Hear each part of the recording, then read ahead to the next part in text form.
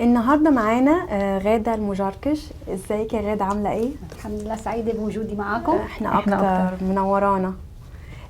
لو تحبي تعرفي بنفسك تقولي ايه؟ غادة المجركش، متخصصه في الارشاد الاسري ودعم الصحه النفسيه بالاضافه الى الخدمه المجتمعيه هنا في كندا. اهلا بيكي. النهارده احنا هتكلمينا عن ازاي نحط حدود في العلاقات.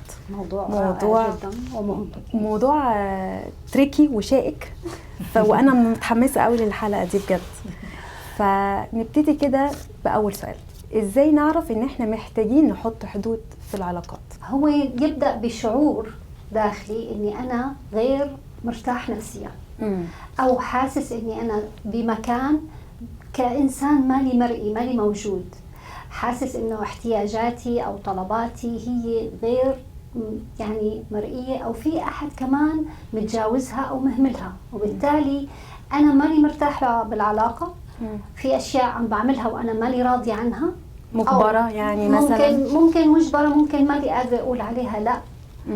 والامر الثالث والمهم انه علاقاتي مضطربه مع من حولي، ما العلاقات هي مريحه لحد ما في شيء 100%، لكن لحد ما العلاقه مضطربه بحس اني انا عم قوم بدور ليس دوري، عم مثل انه هو دوري لحتى اكون عايشه بقدر يعني قدر الامكان بيسموه السيف سايد، انه ما بدي مشاكل، وبالتالي كل شيء عم بعمله وكانه هو قناع لحتى مشي المركب.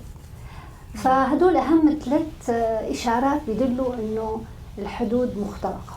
وطبعا اللي هيحصل في الآخر إنه يحصل انفجار. أكيد، ودائما بيكون سكوت، ضغط، انفجار، بس النتيجة نفسها وكأنه عم نعيد نفس الدائرة، هتبقى سايكل مش هنعرف نخرج منها أبدا. هون بيبدأ بدي وقف وأسأل وين الموضوع، فين المشكلة، فين المشكلة. هون ببدأ بقى أفكر موضوع الحدود. طب وهل ينفع نحط حدود ما بين الشخص والزوج يعني مثلا الزوجة والزوج أو العائلة والأولاد، يعني الأطفال والأب والأم؟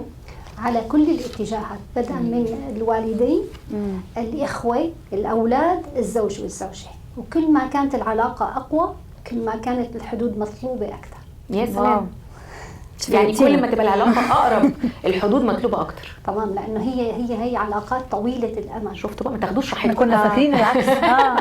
مش واحد بيتجوز ياخد راحته بقى وكده. في حدود. طبعا أنت حوالي يعني لا يقل عن 20-25 سنة هي علاقات أسرية بين إخوات، بين والدين، بين أبناء، زوج وزوجة، فنحن عم نحكي عن علاقات وطيدة وقوية بدنا نبقي عليها. مطولين مع بعضين. فلازم ان شاء الله. طب ايه العلامات اللي تقول لنا ان الحدود مش واضحه ما بين الزوج والزوجه؟ يعني احنا استغربنا اولا ان احنا كل ما العلاقه تبقى اقوى او اقرب لازم يبقى في حدود، دي حاجه ما كناش فاهمينها. طيب دلوقتي امتى نعرف بقى ان المشكله دي موجوده؟ اي نعم، انه الحدود مو واضحه او هي مو مفهومه بالاساس. لما بصير في تجاوزات، سواء تجاوزات على خطوط الاحترام، ممكن تكون تجاوزات على الخصوصية، الدائرة الخاصة تبعي، ممكن تجاوزات على حريتي الشخصية أيضا، ممكن التجاوز بإسكاتي، ممكن يكون إسكاتي ما ينسمع رأيي بالحوار، دائما مفروض علي رأي آخر، أنا مو مسمح لي. في إشارات كتير لما منصير بقى نسمع هذا الحديث، بسمح لك، ما بسمح لك، ما بسمح لك، تجاوزت حدودك، انت تجاوزت حدودك. بعدين ننتقل لشيء أكثر، يعني نبلش نقول أهلك ما ربوكي، ننتقل للمكان التجاوز، الاثنين ثانيات مو موجودين أصلا ولا بيعرفوا في المشكلة، ببلشوا بقى بيحكوا بالتربية وهن كبار ناضجين بالغين، عم يحكوا بموضوع انت اهلك كيف ربوكي، واذا ما ربوكي انا بربيكي، والعكس بالعكس. يعني خليني اشبه لك الامر بيكون بشكل انه فايتين على المطبخ، نحن نعمل فنجان قهوه واختلفنا، ونبدا كل واحد يفتح الخزن بقى بيطلع من هالخزن، بنحدد بقى ده نكست ليفل ده.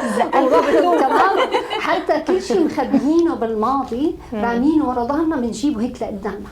فتصوري المشهد بنجيبه لبعض. تمام، نحطه هناك، كيف بقى شكل المطبخ، كيف شكل الاغراض، ونبلش نتهم بعضنا. هون بننسى نهائيا موضوع الخلاف، ننسى نهائيا. نحن بس بدنا نثبت انه في شخص تجاوز وانا عم وقفه عند حد، ونجرح في بعض، ونجرح في بعض. تماما. هون بيبقى سيلف ديفنس، نوع من الديفنس. تماما، هذا شكل غايبة فيه، الحدود أصلا مو معروفة ولا واضحة بالأساس. طيب لو احنا لو يعني كلام بين لدرجة القرابة اللي هي الزوج والزوجة زي ما حضرتك بتقولي كده، هم كل واحد بيبقى جاي من بيئة معينة. صحيح. فلو احنا بقى قلنا ازاي ايه احسن طريقة ان احنا نوصل بيها الحدود وتكون ما تضايقش الطرف التاني او نراعي فيها الطرف التاني، بحيث ان يعني الدنيا تمشي والموضوع الحدود يمشي من غير ما يقلب الخناقة هو كمان. هو هذا يعني أقوى وأهم سؤال حآخذ يعني قليلا من الوقت بشرحه. كيف أنا خدي كثيرا أهم سؤال ده. خدي كثيرا، إحنا محتاجين نحط حدود في حياتنا. واحد مش عارف يعمل أي حاجة، عارف يخش حمام الأولاد بيخبط عليهم. هلا نحن إذا جينا حددنا السؤال بين الزوج والزوجة، خلينا نقول بداية كل ما كان تجاوز الحدود له فترة طويلة، كل ما أخذ الموضوع ليس وقت وإنما جهد، تدريب، جهد. هو قبل التدريب هو قرارات. وعلى الغالب نحن بنقول تمشي الدنيا والعلاقة تمشي، دائما عندنا اعتقاد إنه إذا حطينا حدود وكنا حازمين حنخسر الطرف الثاني، هو العكس. الحقيقة حنكسبه. والأمر الثاني إنه نحن وضع الحدود ليش صعب؟ نحن عنا ألم المشكلة إنه نختلف، أقول لك بسمح لك وتقول لي ما بسمح لك وكذا، أهون عندي من إني أبدأ خطة الحزم ووضع الحدود. هذا مؤلم، عملية مؤلمة. فالناس الناس تختار ألم المشكلة على ألم الحل. مع إن المواجهة سهلة جدا. لا هي مش سهلة حسب نوع المواجهة. احنا كان عندنا في مصر برنامج اسمه المواجهة. أيوة. بس كده. مفيش حاجة تانية. فالخطوة الأولى إني أنا بداية إذا كنت أنا المتضررة من تجاوز الحدود، ممكن يكونوا الطرفين، بس خليني أحكي عن كل طرف بداية لوحده. إذا كنت أنا المتضرر من تجاوز الحدود، بدي أجلس مع نفسي قليلا أول وأسأل بداية ما هي حدودي بالضبط. حدودي أنا؟ طبعا بدي أقعد مع أنا نفسي. أحط حدود لنفسي ولا؟ لا بدي أعرفها. أنا كيف بدي حاطة للطرف الثاني إذا ما واضحة بداية الحدود؟ أنت مش عايزة مين يعني حدودك إيه؟ مش عايزة مين يتجاوز فيه؟ ما هي الحدود اللي أنا عايزاها يعني؟ أوكي. بس ما هي حدودي؟ ما بدي أعرف ما هي حدودي. أحيانا نحن بنختلف على الحدود. إذا سألتك رأي شخصي قلتي لي عفوا ما بدي جاوبك يا غادة، أقول لك هذا اسمه تجاوز احترام وهذا اسمه كذا. أنا بالأساس لا بعرف حدودك ولا بعرف حدودي. سألتك سؤال خاص وأنت ما جاوبتيني فاعتبرته تجاوز. يعني بتقبضي كام؟ إيه سؤال. فبداية بعرف ما هي حدودي. فكرتيني. فبداية بدي أسأل نفسي ما هي حدودي؟ ما هو اللي بعتبره أنا بالنسبة لي خطوط حمر لا أرغب أحد أن يتجاوزها؟ هذا السؤال الأول. السؤال الثاني لماذا؟ ليه أنا بدي أحط حدود؟ هل تكون علاقتي محترمة، تكون بين اثنين ناضجين، هل حتى نكمل الحياة بطريقة سوية، نعرف نتناقش نتحاور، كل منا يعرف ما له ما عليه، أم لأني رابطها بقيم عليا اللي هي قيمتي، كرامتي، وجودي في المجتمع؟ فهدول الأسئلة والأجوبة مع نفسي. هلا بداية أنا لا أربط تجاوز خطوط الاحترام بأشياء عالية. يعني يا ترى إذا أنا تجاوزت عليكي شو بيعني لك هذا الشيء؟ هل بيعني لك إني أنا تجاوزت على شيء اسمه قيمة الذات أو كرامة الذات؟ فإذا كانوا هدول الاثنين خليني أقول لك وما يتبعهم، فأفضل إنه نستثنيهم من الأحاديث اليومية، لأنه كرامة الإنسان وقيمته هي من الداخل وهي محفوظة. فأنا لما بيجي بطرحها على الطاولة فمعناتها عم بعطي ترخيص للطرف الآخر إنه يمكن لك أو أنا قابلة لإني أهان، وهذا ما بدنا إياه نحن برسم الحدود. لا أنا ما فهمتش الحتة دي. يعني أنا لو أولا هو مشكلة الكرامة والحتة دي إن هي يعني الواحد أول ما بيفكر في كرامته وكده بتبوظ يعني الفكرة دي بتبوظ الكوميونيكيشن خالص. يعني المفروض الواحد لو بيحط حدود يحطها علشان هو مثلا لا احنا عايزين نتعامل باحترام. تمام. لا انا مضغوط عليا، انا بعمل كل حاجه، فالمفروض يبقى في عشان بدأنا بالسؤال بدنا نسال لماذا بالظبط. فهي دي الاسباب دي هي دي اللي تخليني احط حدود. لكن الكرامه دي هي اللي هتبوظ العلاقه. صحيح. المفروض ان يبقى في تواضع، ويبقى في ان زي ما انت بتقولي قيمتك من نفسك. هي ما لها علاقه، لذلك انا اقول نستثنيها. بالظبط، نستثنيها من الحوار، ما ندخلها من ابدا. بس ما فهمتش بقى الحته الثانيه انت بتقوليها، ده معناه ان انا لما احطها على الطاوله ايه اللي يحصل؟ انا لما بيجي بطرح كلمه صار خلاف، انه بقول كرامتي او قيمه ذاتي، وبالتالي انا وكانه هي يعني قابله لانه حدا يتجاوزها. انا هذا مقصدي. لما انا بذكرها او بقولها معناتها هي قابله لانه فقدت قيمتها تماما لان نزلتها. فانا افضل هي عايزه تقول ان هي في ايدك انت، في هي ما انت في ايدك انت، التفكير ملهاش علاقه بالشخص اللي قدامك. يعني ممكن واحد مثلا يجي ويتجاوز مثلا واحد في الشارع انت بتسوقي وراح غلط فيكي، ده ملوش علاقه بكرامتك او لان انت شخصك وكيانك واحترامك لذاتك ده بتاعك انت. هو واحد تعدى قال حاجه دي ملهاش علاقه بيكي، هو غلط ده لنفسه، لكن انت قيمتك واحساسك بنفسك ملوش علاقه باللي هو ايه. تماما. لكن هذا بين الزوج والزوجه انا بقصد يعني بس جنرال سبيكينج. تماما. لذلك نحن ليش عم بذكرها بالضبط؟ لانه انا اسمعها خلال فتره خبرتي على مدار أكثر من 20 سنة، بكل خلاف بسمع هالكلام. فلذلك أنا يعني حبيت إني نوه عن هذا الكلام، إنه نحن نبعد عن هدول الكلمات، لأنه هن ما لهم للنقاش، هن يتعلقوا بي أنا كشخص كإنسان، ليس لها علاقة بأي شخص آخر. فوجب التنبيه.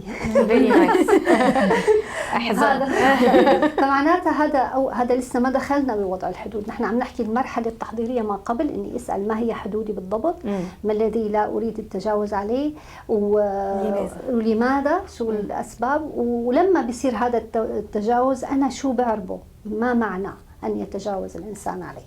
كمان بدي أعرف إمتى أستفز، أنا لماذا يعني استفزيت، ما الكلمات اللي استفزتني. كله هذا بالنسبة لي بيكون واضح، لحتى لما أكون أنا عم باخذ وبأعطي وأحكي، الإنسان اللي أمامي أو الإنسانة كمان عم يعني وضح لها أنا شو وجعي. ناس مش عارفة، ما هي دي أكبر حاجة، إن أنت تعرفي نفسك. طب إيه اللي بيتريجر يو، إيه اللي بيضايقك، إيه اللي لا، ده يعني دي متهيألي أصعب مرحلة. هاي المرحلة الأساسية، لذلك بدي أخذ وقتي بالإجابة، لأنه الستات مش عارفة هي عايزة إيه أصلا. ستات بعد ما نحطها الستات دخلت طرفين قوي. صحيح. تريجر اللي هي جار الشكل. في حاجات بتجر الشكلنا من غير ما نبقى فاكرين، مش عارفين. فكتير نكون عارفانين، كتير متحضرين، نعرف تماما مين نحن. رقم 3 بعد ما أسأل أنا هدول السؤالين بيجي على السؤال الثالث. طيب هل أنا أعرف ما حدود الشخص الثاني اللي أنا بدي أتعامل معه؟ نسأله قبل ما نسأله أنا أسأل نفسي، هل أنا أعرف حدوده؟ لساتني أنا مرحلة التحضير، هل أعرف حدوده، ما يحب ما يكره، متى أتجاوز عليه، متى أستفزه، وهل أحترم حدوده؟ هدول أهم أشياء بدي أسأل حالي قبل ما أدخل بموضوع التجاوز. طيب خلصنا المرحلة التحضيرية وأنا يعني حسيت إنه آن الأوان إني أنا، وخاصة إذا لي فترة طويلة يعني في تجاوزات بيني وبين الطرف الثاني، زوج وزوجة، ولا أخصص امرأة ورجل، الطرفين. فأنا اليوم أبدأ بداية بإني اتأكد إني أنا كإنسانة، وهحكيها بشكل عام وإذا عندكم أسئلة، إنسانة محترم، إنسان محترم. نحن إذا دخلنا على قاعة فيها عشرات الأشخاص، أنا ممكن لحالي بالمراقبة أعرف الشخص المحترم اللي ما بقدر أتجاوزه بدون ما يحكي ولا كلمة. ما في داعي يقول لي احترميني وما بسمح لك، بسمح لك. في له حضور محترم يفرض احترامه على من حوله. بدي أتأكد من ذاتي، أنا مالي كاملة، بس حلو أعترف إنه عندي نقاط ضعف، عندي سلبيات، في أماكن ما قدرت أفرض احترام. هي دراسة ذات وليس جلد ذات. لكن أتأكد إنه أنا عم ماشي برحلة زراعة احترام الذات وفرض الاحترام على الآخرين من ناحية أخلاقياتي، صدقي، أمانتي، لباقتي، ذوقي بالكلام، حدودي، ما أتدخل بخصوصيات من حولي. والأمر الثاني إني كمان أتأكد إني أنا عم بحترم الطرف الثاني. هدول المرحلتين يأتوا قبل رسم الحدود. فعادة نحن نتجاوزهم ونبدأ بالمطالبة بأنه نوقف الناس عند حدها. فأنا أبدأ بنفسي وأبدأ بالطرف الثاني، ما أريده من الآخر أبدأ به من نفسي. هلا ندخل بقى على اللي عم تسألوني إياه، عم تنتظروا بعد هالمقدمة الطويلة. لا دي ما كانتش الإجابة. دي مفاجاه. تحضير للاجابه. تماما. فانا بعد ما اكون ماشي بهاي الرحله، وهي رحله الحقيقه يعني هو قرار ونبدا الرحله، لكن رحله شوي طويله فلا نستعجل يعني الثمار. لكن هون ابدا انه وقت يصير في تجاوز، وانا يعني مثل ما قلنا اوريدي عملت الخطوتين، هون البدايه انه لا تكون نستثني امرين: ان ابادل قله الاحترام بقله الاحترام، لانه اتفقنا نحن انه نحن مع انفسنا حنكون شخصيات محترمه، وبالتالي ما حتعامل بالمثل ولا حقول ما يستاهلش، ما بيلبق له او شيء. حارجع لانه لوين؟ لدائره الصراع اللي حكينا فيها بالاول.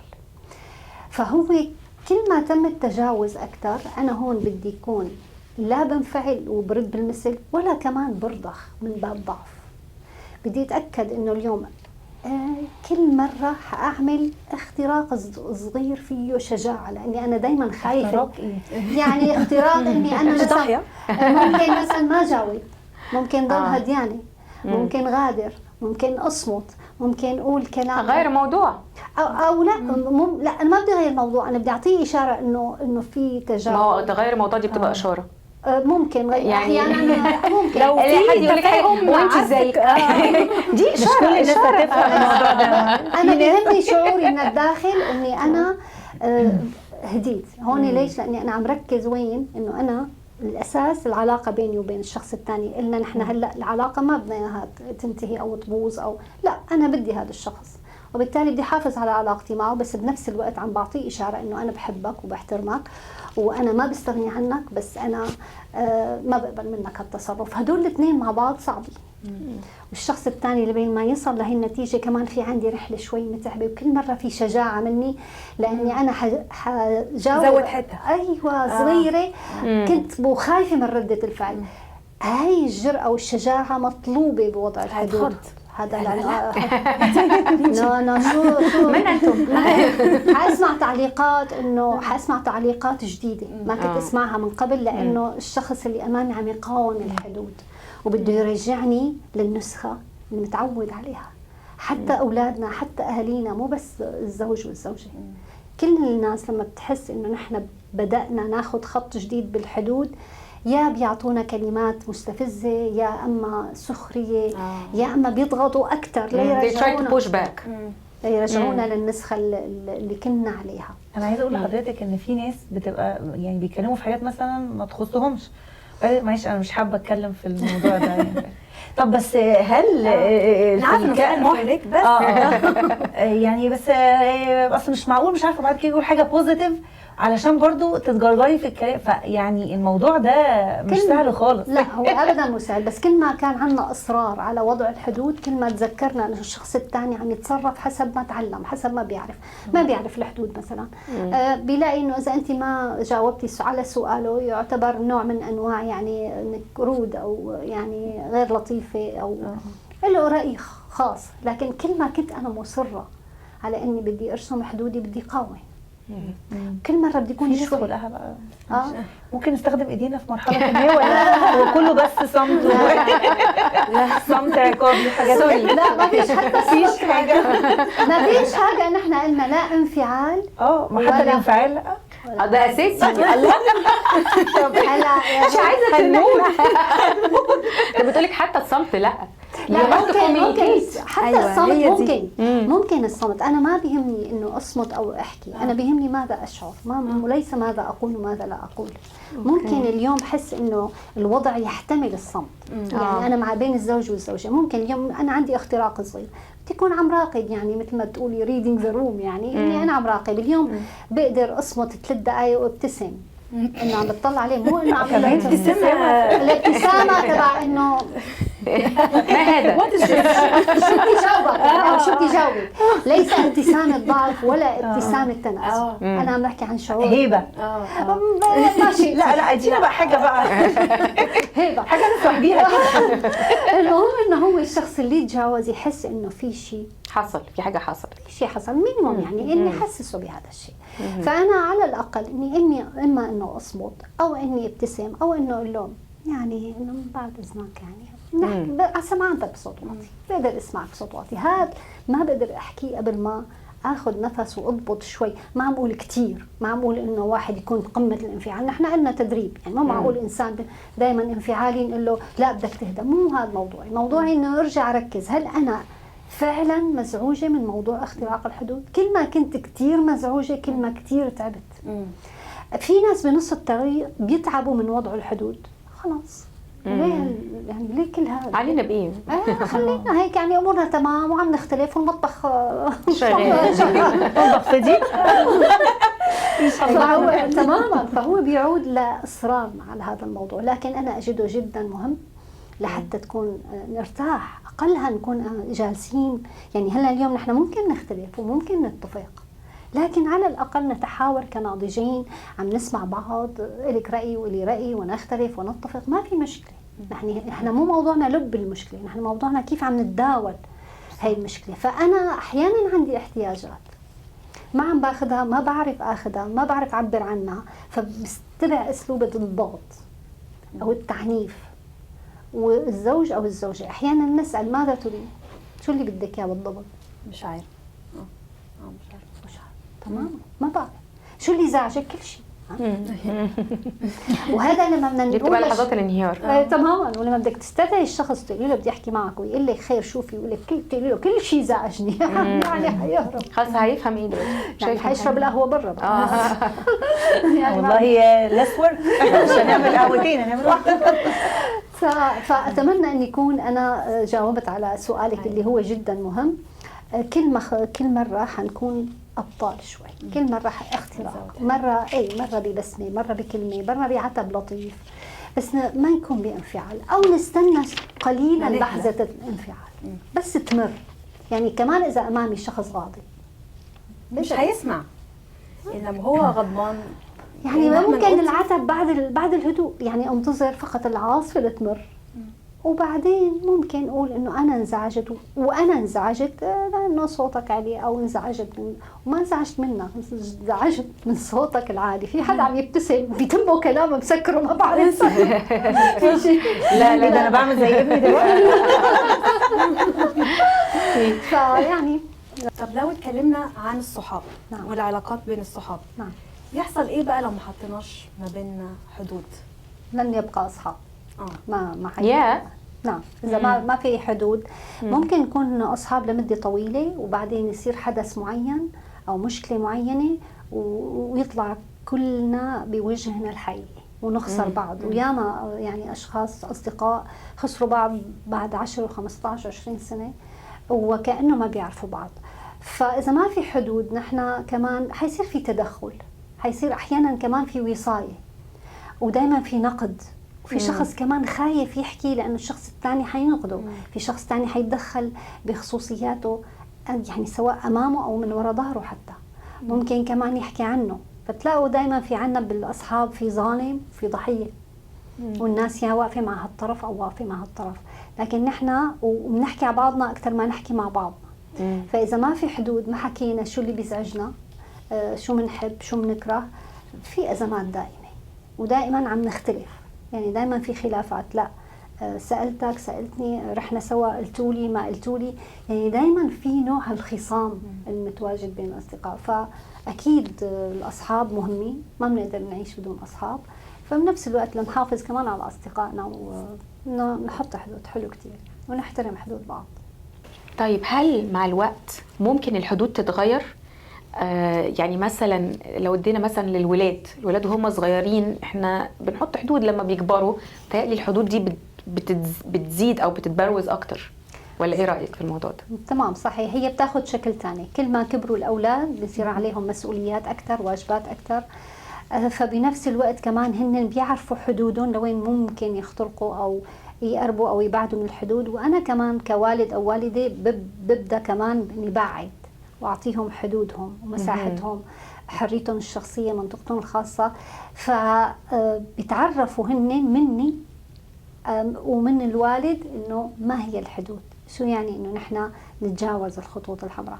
وممكن الاولاد احيانا يعني بدون ما يعرفوا، وخاصه اذا كانوا كمان بالغين، يتدخلوا بشؤون بالوالدين، يعطوا راي تحت مسمى حرية الرأي والتعبير عن الرأي، لكن ممكن يكون بأسلوب غير لطيف أو من دون ما حدا يسألهم، فممكن كمان نحن نوقفهم عند هذا الموضوع. يعني الأمر المهم كمان لما نكون خطيبين مثلا، اوكي، فممكن بحالة معينة من الأريحية، فرحة أنا ما كنت أروح يعني بكون حاطة أنا توقعات معينة، الخطيب حاطط توقعات معينة. بعد الزواج بنلاقي إنه كل شخص عم ينتظر الثاني يعمل شيء، ولما ما بيصير هذا الشيء ممكن أنا أحس إنه بدأنا نتجاوز خطوط بعض ما كان موجود. فممكن كمان نعاتب بعضنا انه بالخطبه ما كنت تعاملني بهالطريقه، بالخطبه ما كنت تعاملني، كنت بتفتح لي باب العربيه، ايه اللي حصل؟ يعني هذا كلام اخلاق. فكمان بدأ كل ما شفت تجاوز او ازعاج معناتها اعيد ترتيب اوراقي من جديد. يعني هي فوائد المشاكل الحقيقه، بتعلمنا كيف نعيد ترتيب اوراق علاقاتنا. زمايلنا في الشغل بقى ازاي نعرف نحط حدود معاهم، يعني بيننا وبينهم من غير ما تتربى على دماغنا او من غير ما يبقى في بقى شكوى وفي يعني اذيه بقى، لان طبعا اسهل حاجه في الشغل دي. فازاي نعرف نوقف بطريقه كويسه كده؟ ممتاز السؤال. هلا نحن دائما اسئلتك ممتازه ما شاء الله. اشهر واحده. هلا نحن قلنا بالعلاقه الزوجيه اهم شيء العلاقه بين الزوجين، انه تكون هي يعني المظله. بالعمل المهنيه ومصلحه العمل هي المظله. فاي الله حلو قوي مختصر المفيد، الجمله حلوه قوي. فانا بدي اتاكد انه الصداقات داخل العمل يعني تكون كتير كتير محدودة، حتى لو كنا أصحاب خارج العمل. داخل العمل مهم كتير إني أتأكد إني أنا أعمل بمهنية ما عم يتأثر عملي ومصلحة العمل. ممكن إذا في شيء مزعج إني واجه بقلب مكان عمل، ممكن أكون أحيانا مشغولة وفي زميلة تدخل وتضل تسألني يعني أسئلة خارج مجال العمل وأنا مشغولة، فما ممكن هون بدي بقى بدي العمل، بدي اطلب مثلا بالاستراحه بالبريك. وممكن اكثر من مره اقول احيانا نحن بنكون بمكاتبنا ممكن يدخل شخص ياخذ غرض من مكتبنا بدون ما يسالنا كمان، فممكن نحط شاره مشان ما نضل نحكي، نحط شاره انه مثلا الرجاء بنرغي دلوقتي نولع اللمبه الحمراء معروفه. واحيانا نضطر يعني بحالات معينه نبعث مسج او ايميل، انه الافضل نبعث هذا الشيء كايميل، لانه كثير نحن بنسمع عن مشاكل بالعمل وبالاخير تصل مثلا للجهات العليا للاداره وبيكون الموضوع صغير بيصير كبير. فالافضل نحله مع بعضنا بكل ود وحب بدون ما نكون حاملين جواتنا. نحن بس عم نحاول انه ننظم العلاقه، بس ما في يعني نوصله للشخص دائما انه احنا مو انت القصه، مو انت موضوع البزنس، موضوع الشغل، موضوع don't take it personal. تمام. قدر الامكان نوصل له رساله ونشرح ونحكي، وقدر الامكان كمان اذا كان في اي اشكاليات وحسينا انه الشخص عم يتجاوز بنقول له ابعث ايميل او مثلا رساله او شيء. الافضل يكون في مراسلات، لانه حتى كمان وقت يصير اي مشكله يكون في دوكيومنتيشن. هذا البزنس. فنحاول نخفف العواطف، ما بنلغيها كحب واحترام، لكن نخفف العواطف داخل العمل. نكتر شغل ونقلل علاقات يعني في الشغل. نقلل اصل العلاقات لازم هتعملي علاقات لازم، بس انه العاطفه انه بس البزنس تمام. طب تقولي ايه للناس بقى اللي بعد بقى ما بيحطوا حدود في العلاقه يحسوا بقى بتأنيب ضمير، هو انا زودتها، هو انا الحدود دي صح، او التاني ممكن يضغط على الاولاني اللي حط الحدود انه ايه اللي غيرك، ايه مش عارفه، يزعل ويتقمص. فهو يحس ان المشكله فيه مش في الحدود اللي هو حطها. صحيح. اذا نحن بنعمل بحث بنلاقي انه دائما الباوندريز مع الاتاشمنت سوا. كل ما كان عندي تعلق معين بشخص بتعذب باني احط له حدود. حتى بتلاحظوا الاولاد، في ولد بالذات هذا الولد مالي قادرة احط له حدود، فدائما عندي شعور اذا ممكن الزوج مالي قادرة احط حدود لانه في تعلق، وبالتالي بعطي اعذار، بقول قلبه طيب هو مو قصده، يعني هو مو قصده، او انا بقول انا لاني حنونة انا ما بيهون علي، فبعطي تسميات ايجابيه لسلوكيات سلبيه. هي بتقول كلام حلو ازاي كده؟ بتقول كلام جميل جدا. يعني العيب فينا لما بنعمل كده، العيب فينا احنا مش هو ليس عيب، هو بس لاكتشف انه اعرف اني انا عم بعطي اعذار. هون الوعي وليس يعني نرجع بنقول الوعي بالذات وليس جلد الذات. مش حضرتك قلتي تاني الاعذار مالها؟ الاعذار يعني الاعذار انه انا عم نعيد تاني بقى حته الاعذار دي. هي تعلق. لانه في تعلق ليس امن، تعلق قلق، اني انا خايفه اخسر هذا الشخص، بحبه، ما بدي اياه يزعل مني، ما بدي اياه كذا. دائما وهو عم يعطيني مثل ما قلتي كمان، عم يعطيني شعور انه كيف بهون عليكي انا هذا، لانه مستفيد. هو مستفيد من ده اللي هو الابتزاز العاطفي، صح؟ يعني ممكن يكون ابتزاز عاطفي، فهو مستفيد من هذا التجاوز. فاحيانا الولد ممكن يكون بده شيء من امه وما تعطيها، يعطيها كلمات انت ما بتحبيني، شوفي ام فلان، وقوم انا كمان شو بقى هون ام فلان احسن مني. لا لا يمكن، لا علي عليها وعلي عليها. فهو دارسني اكثر ما انا دارسه نفسي. العيال اذكياء جدا. بدل ايه دول؟ كل الناس حتى لما بنشوف الاولاد بالمدرسه بيقولوا لنا في بولينج وفي كذا، هو بيصطاد، بيعرف الضحيه تبعه، ما بيروح لعند شخص ما بيقدر يتجاوز عليه. وهو ليس من باب انه شر، هي الناس بدها حاجات، فبتبحث عن اي طريقه باي شكل من الاشكال انه تحصل على احتياجاتها. فكمان نحن ما ناخذها بشكل يعني سيء، لا. فشعوري بالذنب لانه انا متعلقه به، فهو عم يضغط وانا من جوا كمان مالي قادره. سهل الضغط علي، قابل للضغط. مش اوفر. ازاي اعرف ان انا عملت حدود صحيه وما عملتهاش بطريقه جارحه او ما عملتهاش بطريقه غلط؟ يعني ساعات واحد بتاخده الجلاله كده، فممكن يأفور بقى ويروح بقى حاطط حدود للكل بقى، اوه بقى انا هكسر الدنيا النهارده. تمام. فازاي بقى نعرف ان دي حدود صحيه؟ تمام. ما هياش زياده، انا ما افورتش. ايوه، الحدود الصحيه بتكون بناء على قرار عقلاني وليس قرار انفعالي. مش ايموشنال. حلوه قوي. كلام صغير بصي قليل بس صح جدا. برافو. فانا كمان اني انا الهدف ليس قطع العلاقه، هذا ليس من اهدافي وقت بدي احط الحدود، بالعكس انا بدي يعني حافظ على هي العلاقه.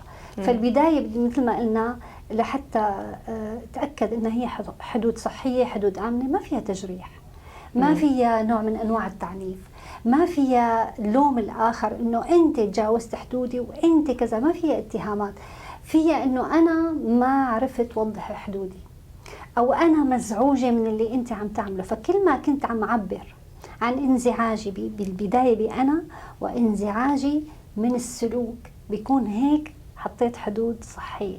يعني أنا مزعوجة من الصوت العالي، مزعوجة من الحديث وأنت عم تحاكيني، مزعوجة من كلماتك الجارحة وليس منك أنت، ليس يعني نكسر. وكمان أنا بسأله إنه أنا بدي أبقى على علاقتي معك، بدي أبقى على علاقتي معكم، كيف ممكن نتفق؟ ببدأ بالسؤال، يعني هيك عم بحط أنا قدر الإمكان مين اللي ممكن تيجي تسأليه هذا السؤال، يقول لك أنا ضايقتك، أنا زعجتك، كيف ممكن أنا وياك نعمل علاقة صحية؟ وبالتالي أنا عم باخذ منك القرار. الشخص اللي بيكون غضبان وأنا عم حاكي بهالطريقة يعني قدر الإمكان حيقبل مني هذا الكلام. فبهالطريقة المهم لا انفعال ولا استسلام ولا رضوخ يعني. طيب نعمل إيه مع الناس اللي بتتجاهل موضوع الحدود؟ يعني حاولنا بكذا طريقه نحط حدود، هون بنعير انه هل من بنجفف، بنعير العلاقه، نبلش نبعد، نعملها رسمي، ما بنفتح كثير احاديث. احيانا بنكون عندنا صديقات، اصدقاء، اخوه، في بنحس انه في شخص ممكن نحكي معه بهالمساحه، في شخص لا بكفينا 3-4، ممكن يكون قريب، ممكن اقرب الناس لنا.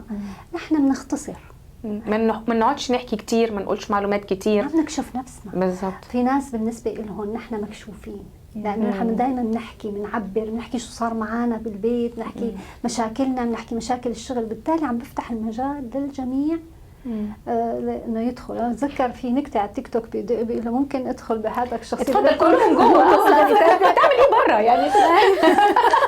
فكل ما كان يعني نعملها بعد. كل ما كان في حديث اكثر، كل ما في تجاوز اكثر. بس دول الناس اللي بنتعامل معاهم كده، دول اللي بنحس معاهم براحه، يعني احنا برضو ما بنستمد منهم حاجه باك، يعني هي مش عشان هيك بيبقى لنا تعلق، لذلك نحن نتجاوزه بإذن منا. ما هو انت بتحبيهم مبتدأ التعلق، هي بتسبب مش حكايه بحبهم، برتاح. في راحه طيب. راحه معينه ما ده برضه تعلق، يعني ما انت مع الراحة- الزوج مع يعني الاولاد ما في مثلاً راحه، بس هي عايزة برضه لازم تاخد يبقى في رأي حدود. مثلا صاحبتها تمام في حاجه. تماما، بس أنا بدي أعرف إنه أنا بكل عمل أقوم به له نتائج. اه هل هذا الشخص مناسب إني أحكي معه؟ بدي أعرف النتيجة قبل ما أحكي. صح. يا ترى إذا أنا تحدثت ممكن كمان أطلب منه إذا ما بيعرف غيرها.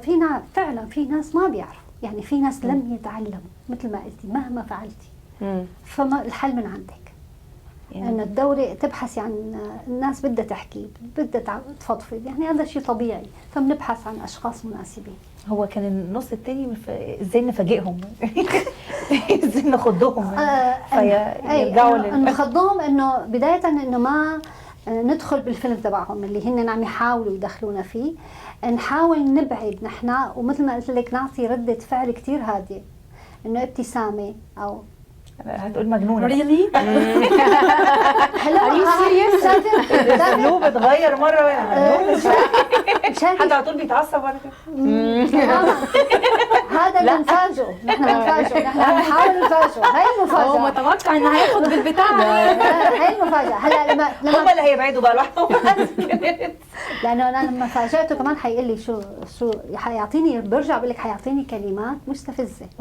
حيقول لي انه مثل ما قلتي شو صار لك؟ لا انت شو صار لك؟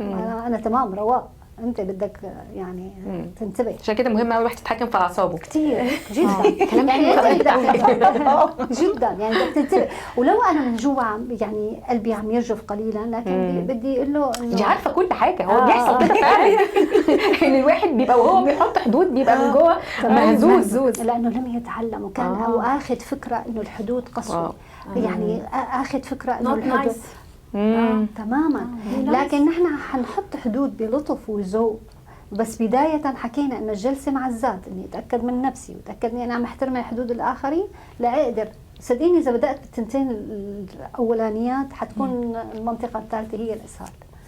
بس اذا انا ما لا واضحة لي مثل اي شيء بتعرفيه، لما بتعلميني اياه انت بتعرفيه 100%، فلما تعلموا منك. بالظبط طبعا العيال بيتعلم منك كل حاجه. اي وبعدين اذا عندي شك بنفسي، يعني انا اليوم اذا ندهت مثلا لساره قلت لها نادين ما حترد، او لنادين حتضحك. ليه؟ لانه هي اسمها ساره، هي متاكده. احيانا لما بنشك بانفسنا ف يعني بننزعج، ممكن انا اجي اقول لك مثلا كلامك ما فيه معنى، ممكن اقول لك كذا، فاذا كنتي شاكه فحتنزعجي. لكن اذا انت بتعرفي نفسك تماما مين انت وشو عم تحكي، ممكن تقولي شو الكلام اللي حكيته. يعني وارد كثير نكون عم نحكي بمحاضره وفي شخص يقول لك انت ما بتعرفي، انت ما بتفهمي، انت كذا، يعطينا هالكلمات وارد. لكن احنا بنجي بنقول له شو الفكره اللي انت معارضها؟ احنا وين اخذناه؟